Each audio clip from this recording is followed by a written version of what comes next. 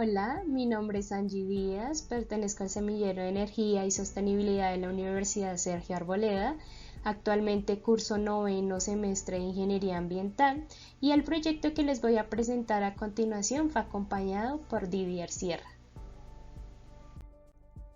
Hoy voy a hablarles del diseño de un sistema de agua caliente sanitaria para el sector residencial. Para este fin es necesario establecer las variables climatológicas que competan a la ciudad de Bogotá para poder construir el sistema de agua caliente sanitaria específicamente en la zona residencial de Ciudad Montes y posteriormente evaluar la eficiencia de este sistema frente a un calentador convencional, ya sea de gas natural o de energía eléctrica. Antes de comenzar y a modo de introducción quisiera hablarles de los sistemas de agua caliente sanitaria y posteriormente del planteamiento de nuestro problema. Estos sistemas son aquellos que distribuyen agua de consumo sometida a algún tratamiento de calentamiento. En nuestro caso hablamos de un sistema instantáneo ya que no tiene un depósito acumulador y genera agua caliente en el momento de la demanda. Para estos circuitos, los criterios de actuación se deben basar siempre en el control de la temperatura del agua por encima de los 60 grados centígrados, de forma que alcance esta temperatura en los depósitos o acumuladores finales, esto para evitar la proliferación de bacterias y hongos dentro del sistema. Por tanto, el uso doméstico del agua que puede ser calentada ayuda a mejorar la calidad de vida de las personas y además estos sistemas de bajas temperaturas, que son aquellos que calientan el agua entre los 70 grados centígrados y los 150, que funcionan con energía solar térmica, proveen ventajas tales como el ahorro energético, una vida útil larga y la disminución de los costos por la implementación de nuevas tecnologías. Por lo anterior, se evalúa y construye un sistema de colectores solares en la ciudad de Bogotá. Uno de los primeros datos que debe considerarse para el dimensionamiento de este sistema es el promedio anual global de radiación solar. Por lo general, este dato se encuentra en kilowatts hora por metro cuadrado día, pero en nuestro caso no estamos hablando de capacidad de generación eléctrica, sino en el comportamiento térmico. Por eso hablamos de megajoules por metro cuadrado día, que para la capital colombiana sería de 14,53. Los materiales que listo a continuación son los necesarios para la construcción del sistema: láminas de cobre, pintura negra, que ayudará a obtener una mejor absorción de la radiación solar, uniones roscadas, aislante térmico que puede ser poliuretano o una manta térmica con recubrimiento de poliuretano, láminas transparentes que serán de vidrio templado, el tanque en acero inoxidable que será el de almacenamiento. También se tienen láminas de aluminio, adaptadores, reducciones galvanizadas, codos, Ts, uniones universales, la tubería de cobre y las termocuplas tipo K. Estas termocuplas tipo K son sensores de temperatura que nos van a ayudar en el cálculo de la eficiencia del colector, ya que debemos determinar estos valores tanto a la entrada como a la salida del agua. Estos materiales que son de cobre se escogieron dadas las características termoconductoras de este elemento, ya que ayudarán a mantener y aumentar la temperatura del agua. Pasando a la construcción, debemos hablar de la estructura de soporte de los colectores, la estructura de soporte del tanque de almacenamiento, las placas absorbedoras, las cubiertas de las placas, las termocuplas tipo K y el serpentín. Para el dimensionamiento se debe hablar de pérdidas de temperatura que va a haber en el tanque de almacenamiento y de la carga térmica mensual que éste deberá soportar.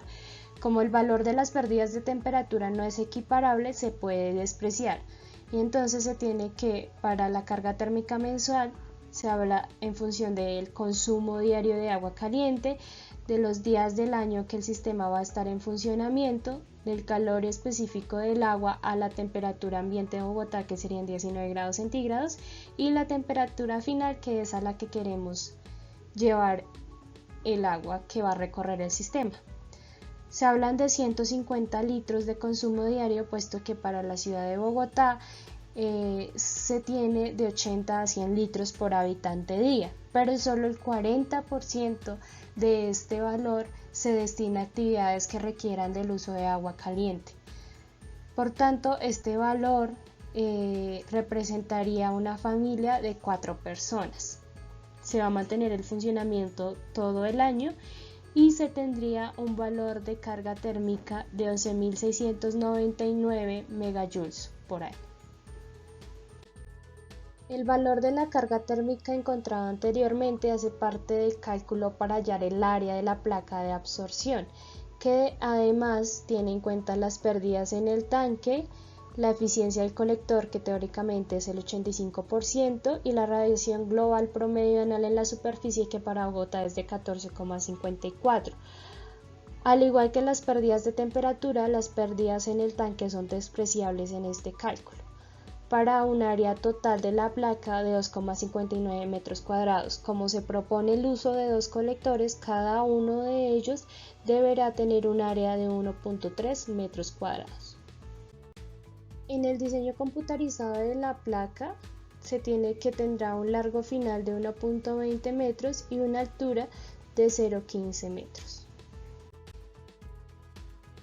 Para el tanque de almacenamiento, donde se tiene en cuenta una entrada de agua fría y una salida de agua caliente, se consideró una altura de unos 55 metros con un radio de 0,195 metros.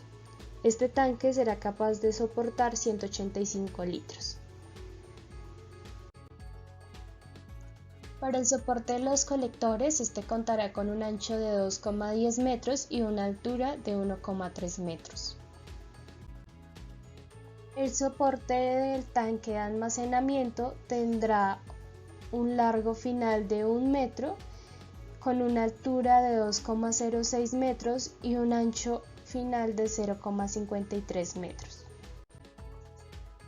Las serpentinas por donde circulará el agua y será calentada están hechas en material de cobre, que, como ya se había hablado anteriormente, por sus características ayudarán a mantener y elevar la temperatura del agua que circula dentro del sistema.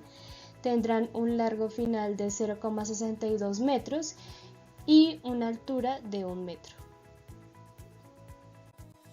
Para el cálculo de la eficiencia del sistema se debe tener en cuenta el promedio de radiación solar. Esta fórmula de radiación solar, que tiene un factor de 490 por el número de horas de brillo solar a la 0.357 por la humedad relativa a la 0.262, fue introducida en 1966 por Schwarzman, cuyo factor innovador era el de la humedad relativa. Como se explica aquí, estas horas de brillo solar por lo general se obtienen en forma mensual, por lo que deben ser divididas entre 30 o 31 para obtener las horas de brillo solar día, y luego, como se indica en la ecuación, se puede dividir entre 12. Este sería el diseño para el cálculo de la eficiencia del colector, cuyo registro se hará entre las 11 de la mañana y las 3 de la tarde, dadas que son las horas de mayor incidencia solar. Se harán 3 tomas de datos con un intervalo de 5 minutos, donde se tendrá en cuenta la temperatura de entrada y la temperatura de salida, que hacen parte del cálculo de la temperatura media. La eficiencia es calculada como 0.83 menos 6.8 por X, donde X es el promedio que contempla la temperatura media y la temperatura ambiente junto con el promedio de la radiación solar. Estos números hacen parte o se tienen en cuenta porque por lo general la eficiencia es representada con una curva que puede ser perfectamente alineada con una recta cuyo intercepto es 0.83 y cuya pendiente es menos 6.8. Así, el ensamble final cuenta con el tanque de almacenamiento, las dos placas absorbedoras con su respectiva serpentina de cobre dentro, conectadas entre ellos, los soportes de los colectores y el soporte del tanque de almacenamiento. El uso de estos sistemas de agua caliente sanitaria ayudan a mitigar el consumo de energía eléctrica y de gas natural. Además, el uso de energías renovables como la energía solar térmica disminuye los costos de facturación de las familias que lo implementen.